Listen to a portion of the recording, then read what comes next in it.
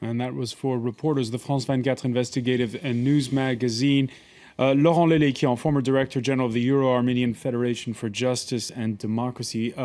Your thoughts when you see that report, the Armenian community in Syria, a lot of it around the city of Aleppo, where there's the fighting is going on. What's their future, and when you look at that report? Well, with this report, we see all the complexity of what is a diaspora.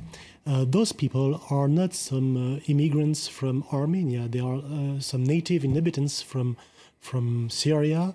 Their parents flew away from Syria in the 70s during the reign of Hafez al-Assad.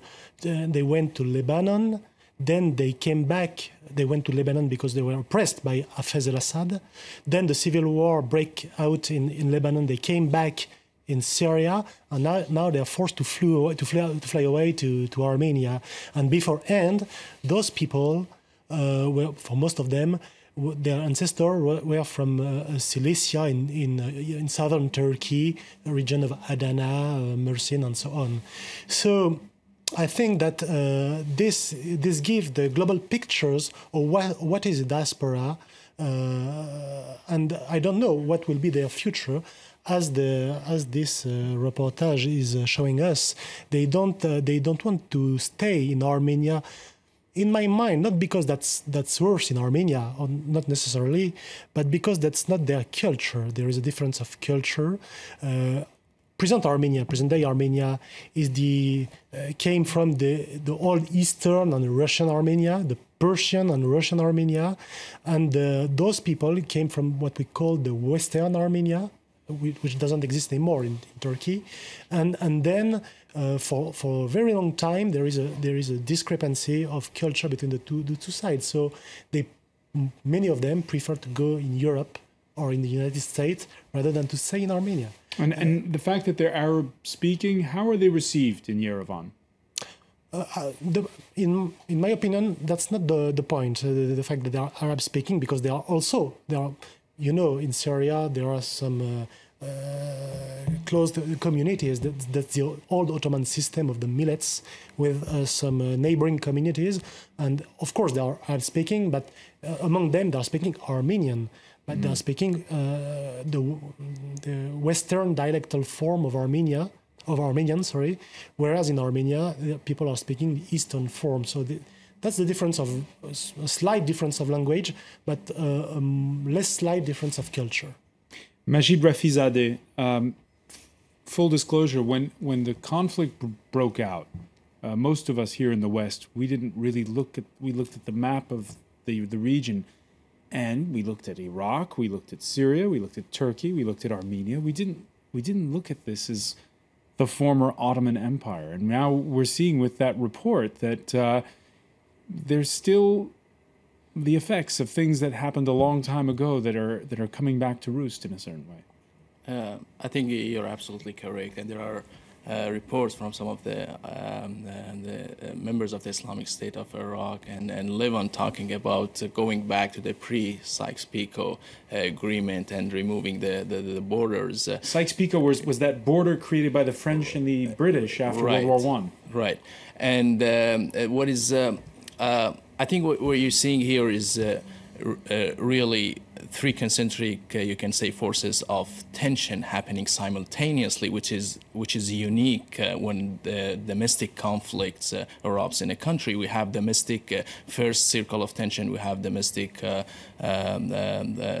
fighting between the rebels and the Assad regime, but also we have the rebels fighting with each other. The second circle of tension is the regional one between the you can say the Shiite group or Islamic Republic of Iran and Hezbollah on the one side, and Saudi Arabia and Qatar on the other side.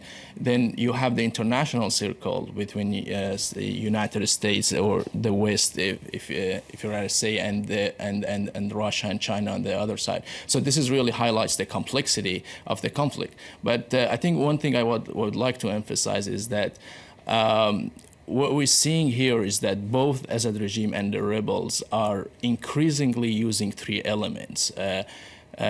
which makes really the conflict again unique. And one of the elements that they are employing is they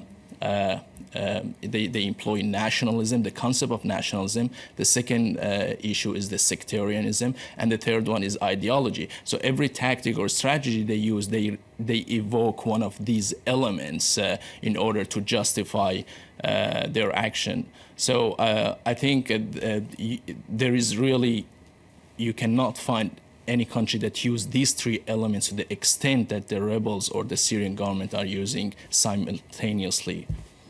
Your sectarian label, as it were, whether you're a Christian, Armenian, Turkoman, Syrian,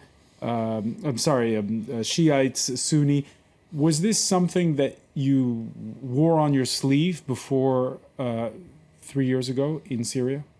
Well, first of all, there was really no public discussion of social or political issues in Syria. So people were afraid of raising this kind of question in public. But I have to say that there are some reports, and there are some evidence that Bashar al-Assad and his father, they were more tolerant toward the non-Muslim community. But again, this does not mean that he's not using the sectarian language in order to advance his ambition and his objectives. But for the minorities inside the country, Assad is the least worst that you can say, the case they can have. I think we can talk about United States later if we delve into that issue. It's the same for the United States, that there is really no other alternative for them. Assad is the only one that they can have. Otherwise, they will have other groups that they see how they torture or kill people. Fahed, Ibrahim, Basha, do you agree that when it comes to protecting those minorities, especially the Christians, Assad is, as Majid was saying, the least worst option? No, not at all. I don't agree at all. The Armenians were welcomed in the last century, the early 20th century in Syria. Assad was not even born then. And they have been I'm sorry, I'm going to have to interrupt you, Fahed, because we're going to have to go to the White House where Barack Obama is about to speak. Let's take a quick listen.